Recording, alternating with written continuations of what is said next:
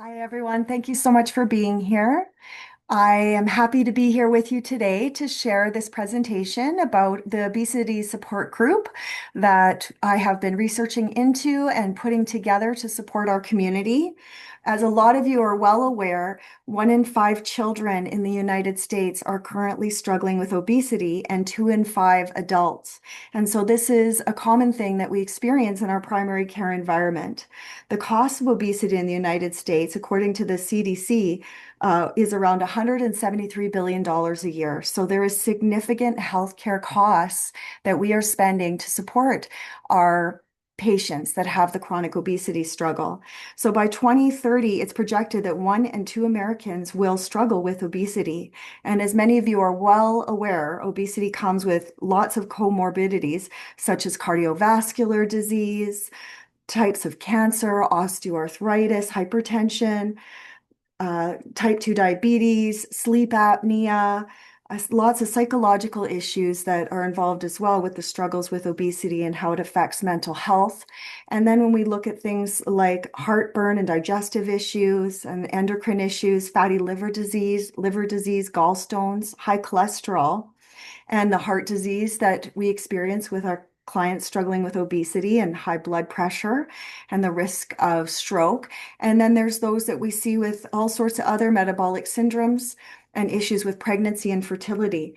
And it can be incredibly heartbreaking, I know, for many of you who care so deeply about the patients that we're supporting to see them struggle so much. And all we want to see is them to be healthy and living their best lives.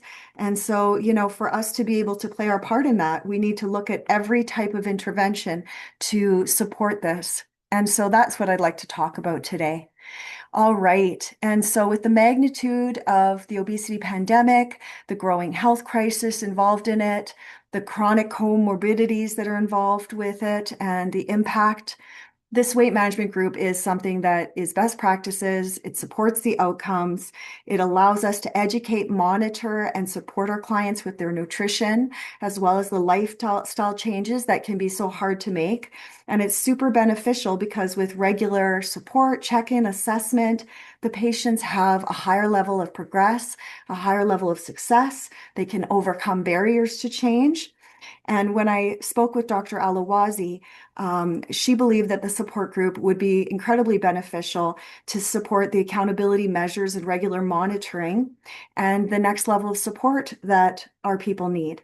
And so, if we want to increase these positive health outcomes for those in our population struggling with obesity and the comorbid conditions that come with it, this is such a dramatic way to make an impact. So it's an incredibly important thing that we can do to increase the health of our population here and also to decrease their risk of early death.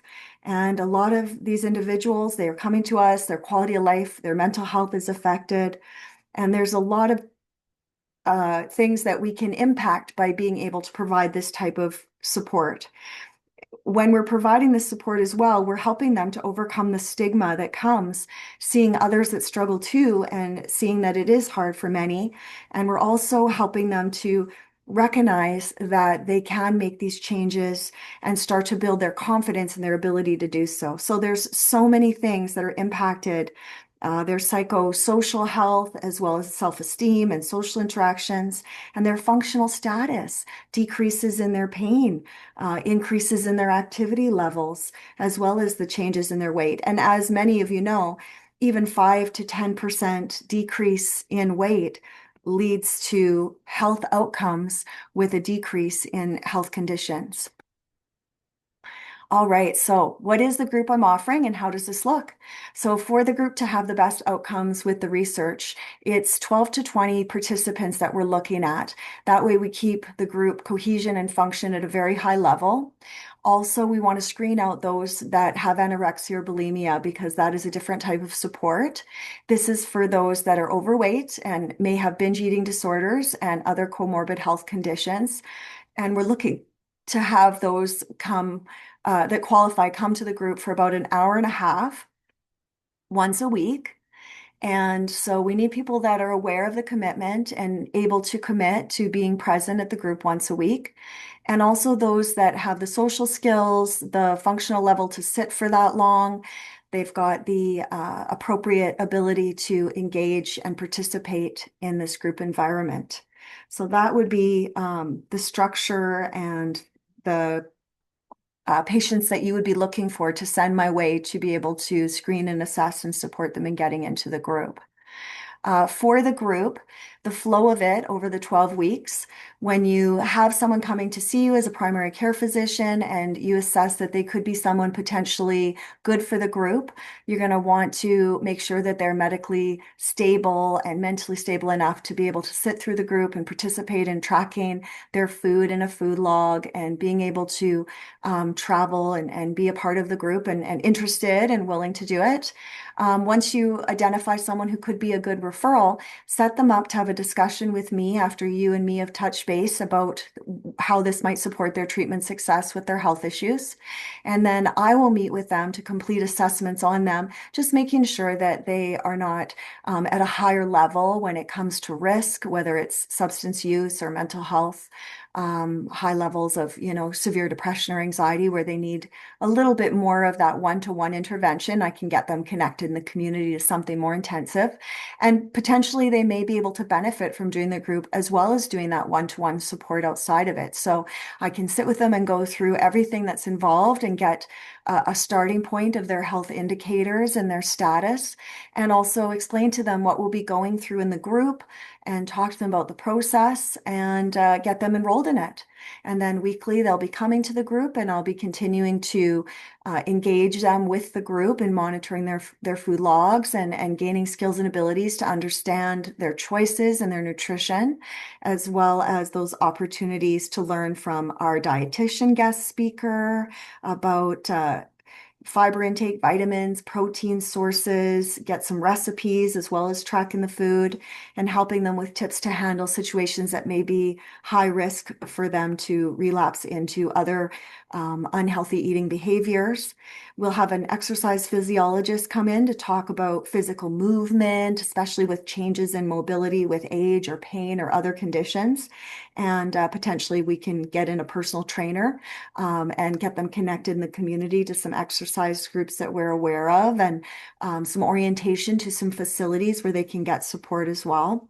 We'll also be talking with them about how to engage their friends and family in discussions about their changes and how to handle situations where they're in a social place with someone and it could be high risk for them in that relationship or workplace or social, and how to manage that.